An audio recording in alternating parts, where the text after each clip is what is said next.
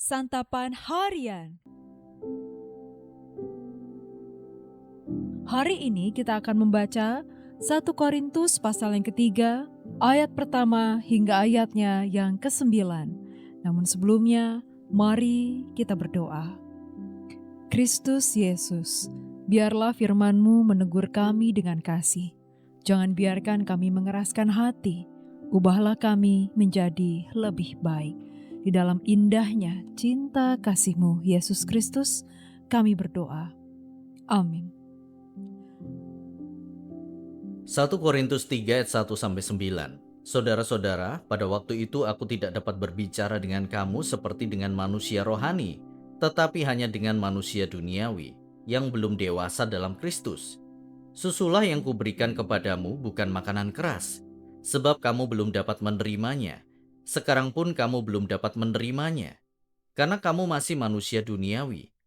Sebab jika di antara kamu ada iri hati dan perselisihan, bukankah hal itu menunjukkan bahwa kamu manusia duniawi dan hidup menurut pola manusia? Sebab jika yang seorang berkata aku dari golongan Paulus dan yang lain berkata aku dari golongan Apolos, bukankah hal itu menunjukkan bahwa kamu manusia duniawi? Jadi siapakah Apolos? Siapakah Paulus? Pelayan-pelayan yang olehnya kamu menjadi percaya, masing-masing menurut tugas yang diberikan Tuhan kepadanya. Aku menanam, Apolos menyiram, tetapi Allah yang menumbuhkan. Karena itu yang penting bukanlah yang menanam atau yang menyiram, melainkan Allah yang menumbuhkan. Baik yang menanam maupun yang menyiram sama pentingnya, dan masing-masing akan menerima upahnya sesuai dengan pekerjaannya sendiri. Sebab kami adalah kawan sekerja untuk Allah. Kamu adalah ladang Allah, bangunan Allah.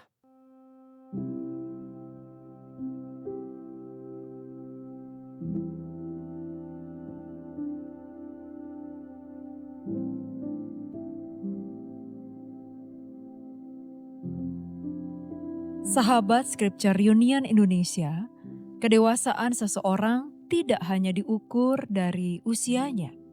Kedewasaan yang sebenarnya ditunjukkan dari kematangan berpikir dan berperilaku. Begitu pula kedewasaan rohani orang percaya.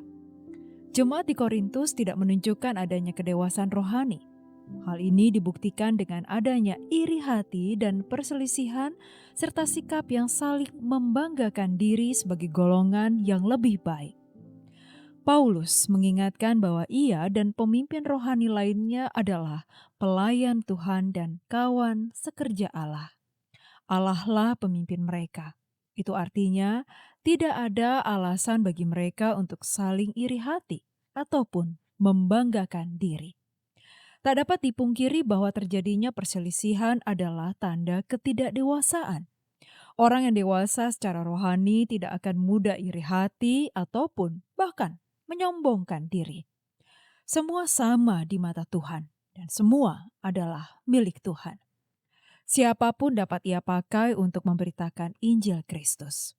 Orang percaya sudah sepatutnya mengalami pertumbuhan rohani untuk menjadi dewasa di dalam Kristus. Orang yang bertumbuh secara rohani terlihat dari sikapnya. Kebalikan dari iri hati, mereka rendah hati, berempati, dan peduli kepada sesama. Selain itu, mereka tidak akan terjebak dalam perbedaan yang ada di tengah kehidupan berjemaat. Mereka tetap bersatu dengan kesadaran bahwa Allah yang memanggil mereka untuk tugas yang berbeda. Meski berbeda, tujuan mereka satu, yaitu keserupaan dengan Kristus. Fokus mereka terletak pada Allah, bukan diri mereka atau siapapun juga. Permasalahan seperti ini kadang kembali terjadi di tengah kehidupan bergereja masa kini. Perpecahan terjadi karena keegoisan dan kesombongan yang mengidolakan pemimpin rohani tertentu hingga lupa bahwa Kristuslah kepala gereja. Allah membangun gereja bukan untuk kita membuat golongan sendiri-sendiri, tetapi agar kita bertumbuh dewasa bersama dalam pengenalan akan Allah. Kita dipanggil dan diutus ke tengah dunia untuk membawa kesatuan dan kedamaian dalam Kristus, bukan perpecahan. Mari, jadilah dewasa. Mari kita berdoa.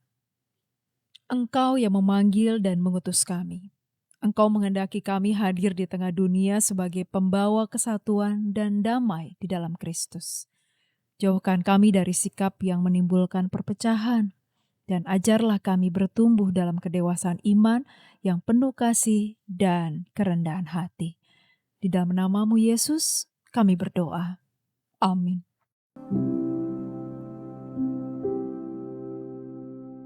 Kiranya firman Tuhan yang Anda dengarkan menjadi berkat, hingga Anda memiliki kehidupan rohani yang segar, kuat, dan sigap. Jika Anda menginginkan buku santapan harian, silakan kirimkan nama, alamat lengkap, dan kode pos beserta nama radio yang Anda dengarkan ke nomor 0811 9910 377. Tuhan Yesus memberkati.